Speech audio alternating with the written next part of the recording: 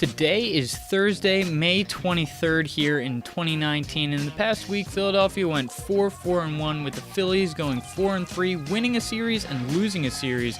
The Soul losing their one game and the Union tying their only game this week. So much to talk about as always, so please sit down, relax, and enjoy our ride here on The Orange Line.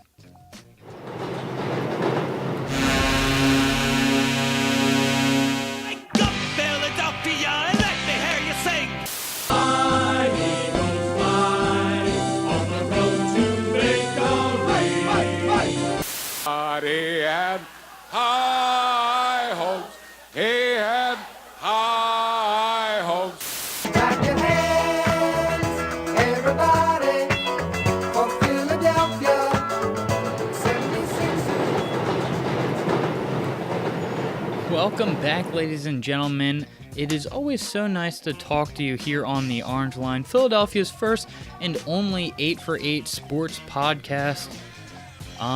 Where we go over all 8 of the professional sports here in Philadelphia, and I don't know what to say after that, other than the fact that we do have an order here. We start off with the best from last week, and then work our way from bottom to the top.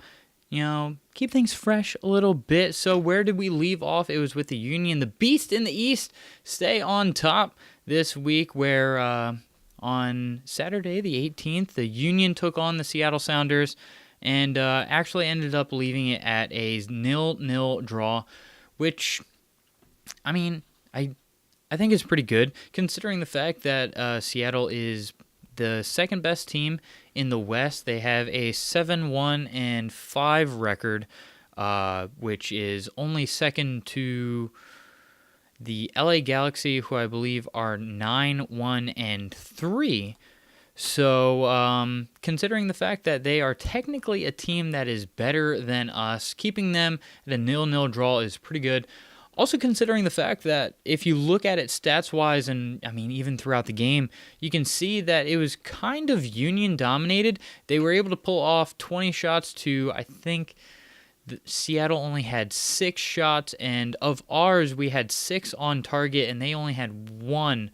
So we can see right there that obviously the offense was getting a lot of chances in, and the defense was able to keep it that there were no counterattacks on that, which is great. And I mean, we're able to see that we had the ball for most of the time, which is always something that you want to see if you're dominating offensively. Eventually, it's going to work out. We had 68% of the ball. Well, we had the ball for 68% of the game is what I should say, which is absolutely fantastic for, well, I guess for us. I don't know what to say. I think that it's great to see this team, you know, really be aggressive with it and continue to put shots on, especially to some of these teams that are probably perceived as better than us at the moment. We are riding a hot streak, though. In the past 6 games, we have 4 wins and 2 draws. So we're able to get a whole bunch of points from that, only missing about 4 out of, 18 points? We got 14 points out of that, which is, it's pretty good, and hopefully we can ride out that hot streak. I mean, we'll get into the schedule later, but it seems right now to be a pretty, I don't want to say easy one, but I'll say it's a different one. I don't know. I think it's going to be very good for us in the future. That's what I'll leave that as. And in other news, just recently this week, just yesterday actually, on the 22nd, the Union signed Jack Elliott to a contract that will extend him through to the 2021 season, which is great. Just because he's been playing very well for us. I don't think I have to explain that. It's good to see a player deserve a contract and then get the contract. So I don't know. I can't really complain about it. Moving forward, though, to some other sports news, we have the Wings. And I know that not much is going on, but the Wings at least are getting excited about lacrosse in Philadelphia because if you didn't know, the NCAA Lacrosse Championship weekend, there's a whole lot of words tacked on, but pretty much the NCAA Championship is going to be played for this weekend in Philadelphia. I can't really remember all of the teams that are involved. I should have written that down on my card here. But I do know that Penn State is one of those teams, and even though I'll admit, I'm not the biggest fan of Penn State, I do, gotta love the fact that they are the only Pennsylvania team that is still in there. I saw Penn had just lost in the previous round. And otherwise, I absolutely would have rooted for them. But I'm glad to see Pennsylvania, the Keystone State, being represented as one of the best teams in all of college lacrosse. And I know if you're going to some of these games, you'll probably see some Wings players out there right now. Matt Rambo, Blaze Reardon, and our boy Wingston they're all actually tailgating right now, if you're not aware. If you're following their Twitter, you'll see that they've been setting up, playing some games, getting ready for some collegiate lacrosse this weekend in Philadelphia. So big shouts to them. Very excited for some of the lacrosse in the near future. Not excited for some other stuff because there's been a recent surge of Sixers rumors. I'll put that in air quotes. And it's just my skepticism right now is at an all-time high because I really don't understand some of them. Some of them I do. Some of them kind of have a point, but at the same time I'm like, I just feel like I doubt that any of these things are going to happen. People are talking about trading Ben Simmons, and some of them are realistic, and some of them make sense, and some of them would be very beneficial. But at the same time, I just don't think that they're going to happen. That's just my opinion. I think Ben Simmons is going to stay around, and I don't think trading him is an option that's on the table, at least. So my skepticism is really up there. But realistically though, who knows? We have 5 guys who all have been at least at some point rumored, or someone somewhere on Twitter was like, "Hey, we should trade Joel Embiid." But even though they are just idiots, sometimes idiots can have a point. But I highly doubt it. I think some of these guys should stay around though. I know personally I'm going to miss if they get rid of JJ Redick, but that's mostly because he's the jersey that I have. So I would like for that jersey to stay relevant, but I understand if he were to be moved. Same thing with Tobias Harris, but I think one of the people we should absolutely keep a hold of is Jimmy Butler. He was a great addition to the team, and I think it would be a shame if we saw him walk somewhere else. But in other happier news, Joel Embiid just got named to the NBA All-Defense team, the second team, I should say, which is always great. It's always an honor to be recognized for being very, very, very, very, very good at something. But I dug a little deeper. I saw some people on the internet saying that he probably deserved to be on the first team. And looking into some of the stats, he actually finished 5th in all defensive ratings, and he was the number 1 player in the NBA for defensive rebounds per game, which ended up being 11.1, I think. I don't know. But obviously, again, this is a reason why I think he should never even be talked about in terms of being traded, because this is very obviously a bit of proof of how much of an impact he can be as a player, on the team, playing for us, because one thing I absolutely hate is one of our players playing for not us, because they always seem to do better. We'll get into that later, though. As for some other players, the Birds ended up losing a pretty inspirational player. He was a man of the year, a man of the people, and he was a man who no longer plays for the Philadelphia Eagles. Chris Long. On Saturday, the 18th, he actually announced his retirement from the NFL, which is upsetting, but well-deserved. The man has worked incredibly hard. He's played 11 seasons thus far, winning 2 Super Bowls along the way, back-to-back years. First with the New England Patriots in 2016, and then with the Philadelphia Eagles. Hooray! In 2017? Does that count as 2017 or 2018? Because the way the thing works, I don't know. That's not the point. What I'm saying is he's a player who's worked very hard to get to where he is, and he is well deserving of a nice long rest. But the thing that I think is even better than how great of a player he was on the field, because he was an insane player. If you recall the NFC Championship game that took the Eagles to the Super Bowl, he was very pivotal in causing an interception that ended up turning into a pick six by a player I can't remember, unfortunately. I'm sorry. But he was really the cause of what happened on that play, which showed how well aware of the situation he is and how good of a player he is on defense.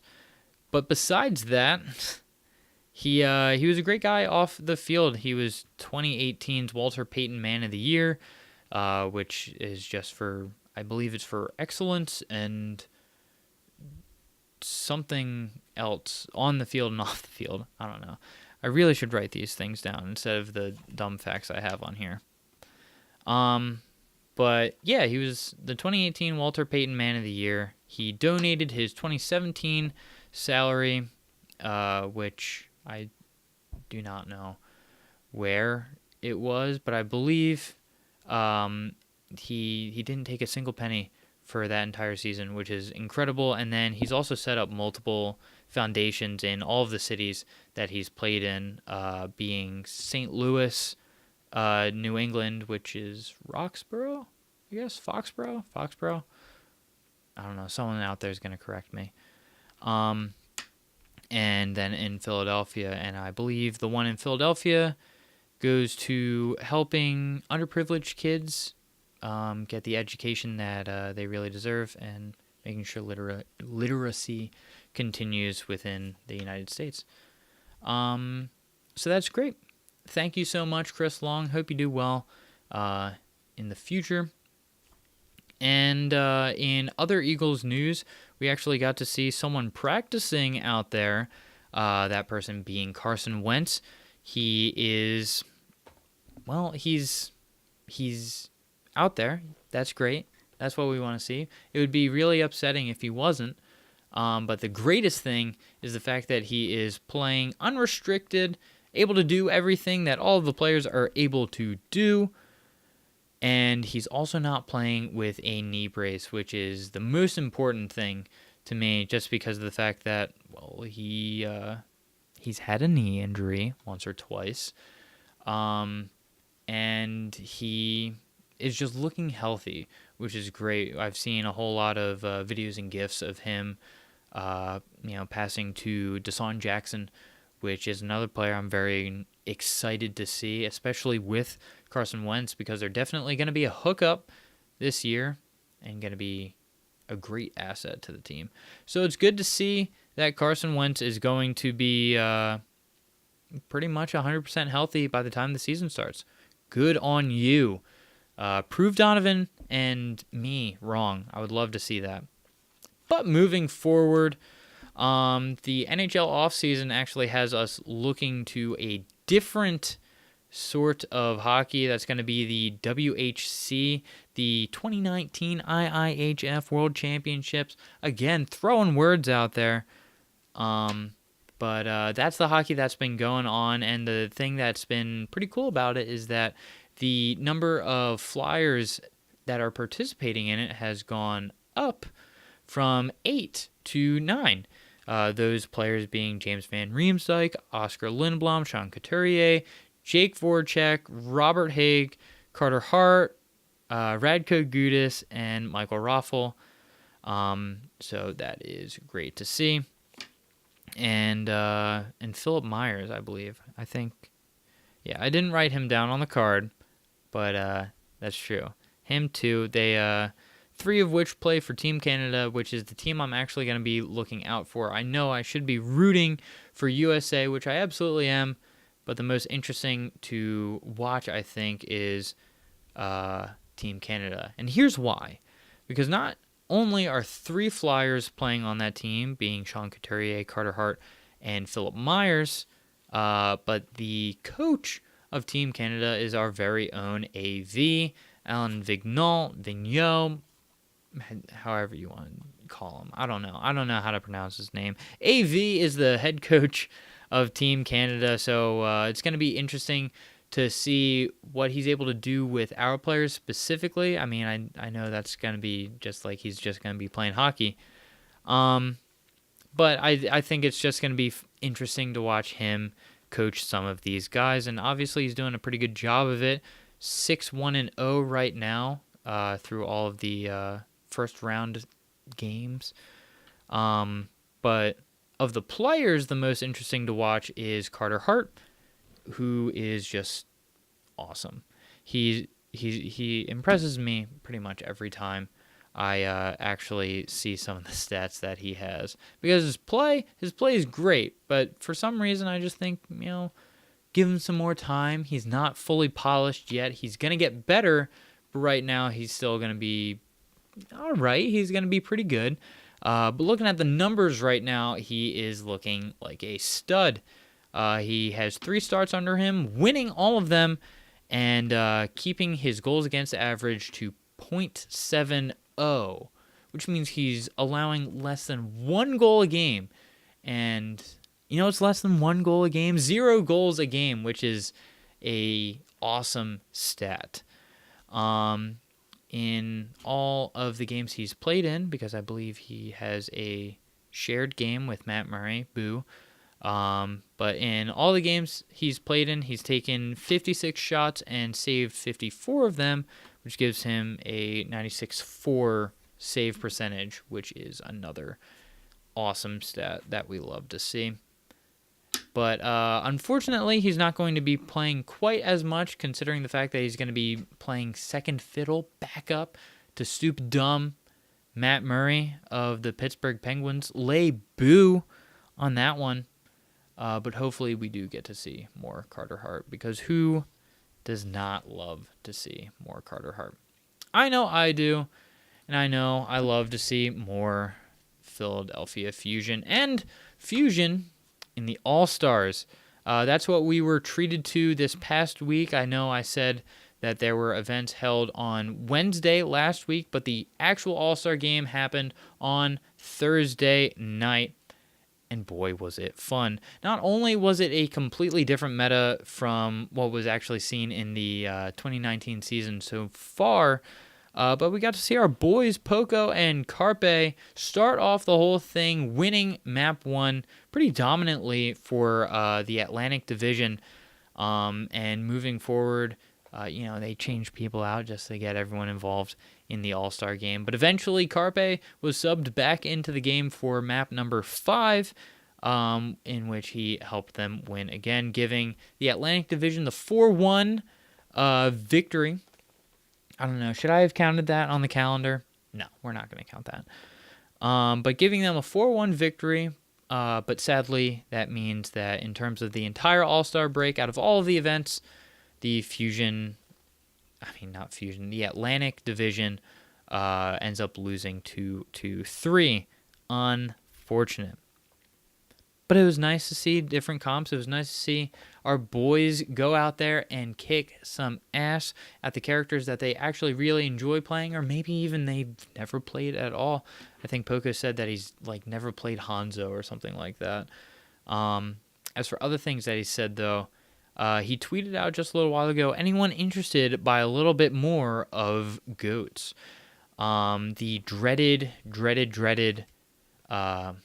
meta that we have to deal with right now in 2019. The thing that never changes, the thing that stays exactly the same, which is unfortunate because if he's tweeting it out, I can at least infer that he is probably saying that more goats is going to be played in this next stage, which is unfortunate. I really want a meta shift. I know they want a meta shift as well, so hopefully that can happen. Also, big shout out right now to Xfinity Live. I'm not sponsored, but the fact that they were holding a watch party for the Overwatch All-Star break is absolutely awesome. I would love to see more of that. I know there's been a lot of that in the past, but more of that would be absolutely incredible.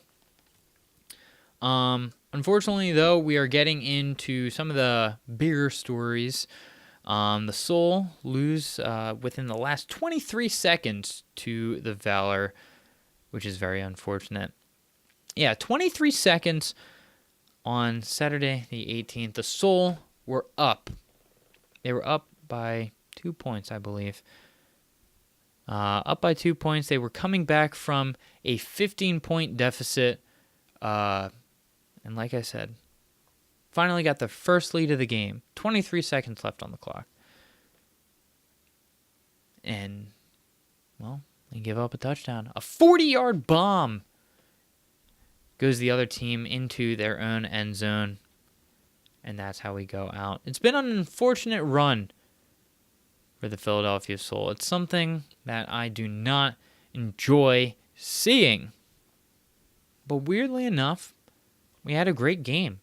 The offensive numbers look great, which has kind of been the story of the Soul recently, is that the offense is absolutely fantastic and can keep up with any team in the league, and it's obviously done so. The problem is just the defense. But let's stay positive like I always try to be on this show.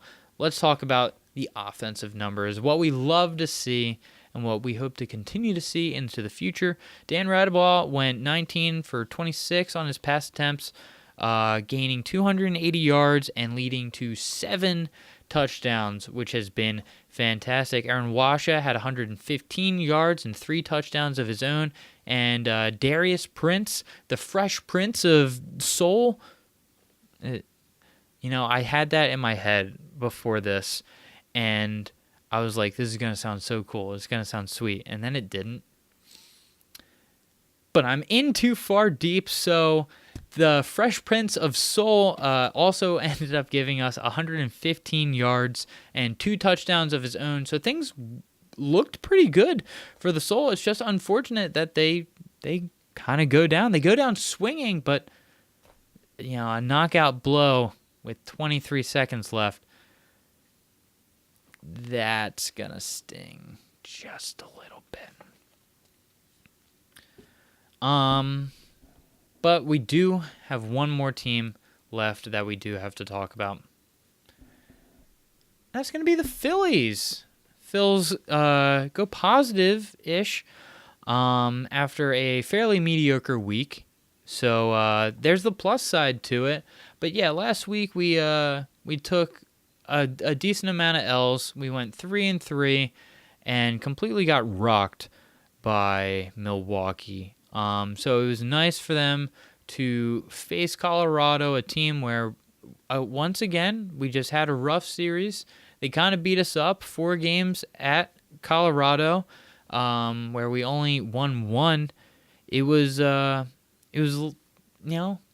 tough series for us, and we just come off of a tough series, so we had to make a statement, and a statement was absolutely made. The Phillies sweep Colorado, win the season series. Yep, that's right. They're done now. They win the season series 4-3.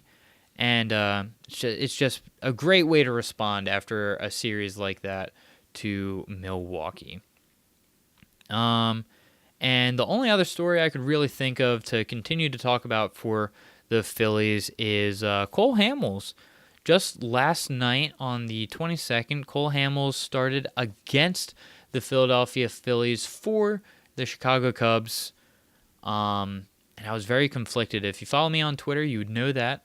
I tweeted out, I was like, I want the Phillies to win, but like, God, I love Cole Hamels. He's my all-time favorite Philly, so it was a nice little moment right there, watching him finally pitch against the Phillies. It was his first time ever. And the most interesting thing about it is that the last time he pitched for the Phillies was against the Chicago Cubs at Wrigley Field, and it was a no-hitter.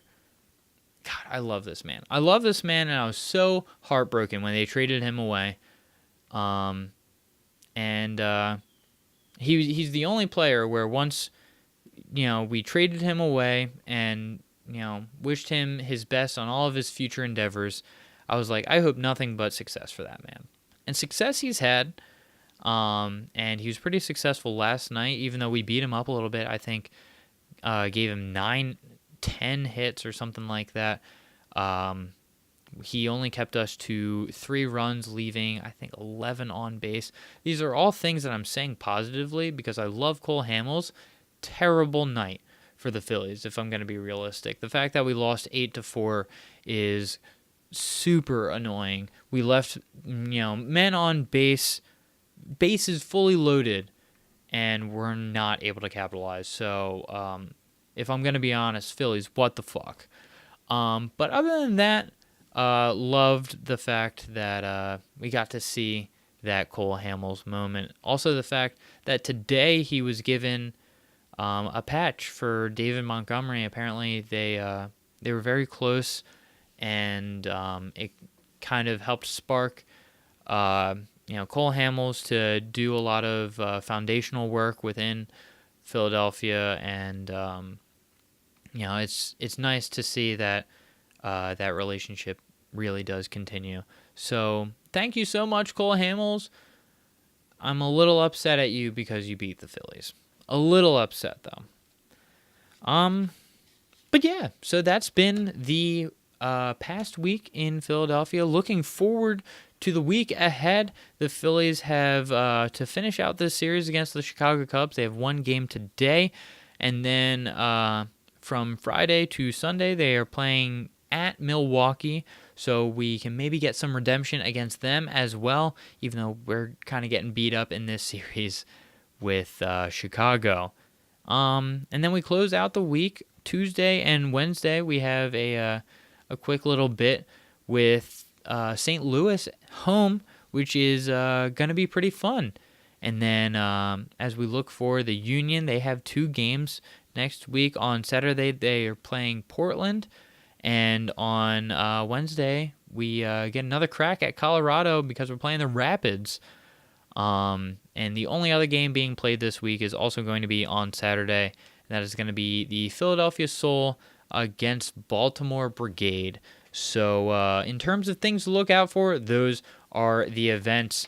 I do have some other things to look out for, though. The ones that I always try to mention at the end, it is the Docter PhD picks of the week. I didn't do very well last time. I did say that Bryce Harper was going to end his drought of no home runs. I said he was going to get 3 in the past week. He only got 2, so I was just off. So I'm not going to count it as a win, but I'm almost I can't even say it because I blew it. And I did get a hat. I do have a Soul hat on the way, a nice Soul snapback. It will be added to the collection over on my right shoulder. But for right now, I'm just letting you know I did get that, and I hope everyone watched Overwatch. I think that was my third one, or my second one. The second one. Oh my goodness. But let's get into this week's. Starting it off, I believe that the Soul are going to snap their loss with a win over Baltimore, who are currently 2-2. And the last time we played Baltimore was actually in Week 2, where we beat them 36-21. So they were our second win of the season, our last win of the season, and hopefully our next win of the season. After that, I think the Union are going to continue their hot streak all the way into Wednesday, where they will also get a win over the Colorado Rapids. They are the last team in the West, so honestly, this feels like a sure shot to me. But the interesting thing is they had just beaten the Galaxy, which, if you remember, I said they are currently 9-1-3, and they are the best team in the MLS right now, handing them their first loss from the last place team in the Western Conference. So there's going to be that little interesting matchup right there. And for my third pick of the week, it is not anything Philadelphia related, but it is sports related. On Monday, the St. Louis Blues start their Stanley Cup Finals run. It has been an incredible run for them. They were in last place right alongside Philadelphia come January 4th or 2nd, I believe, one of those two numbers. And they've worked their way all the way to a Stanley Cup run, which is very interesting. But I think I have something that is only interesting to me, but maybe you might think so. It's going to be the start of a new segment that I'm going to do. It's going to be called Philly Math, putting some numbers together to pretty much make up nonsense. So look out for the St. Louis Blues, and look out for Braden Shen, a former Philadelphia Philly. Philly Flyers. I still have the thing up.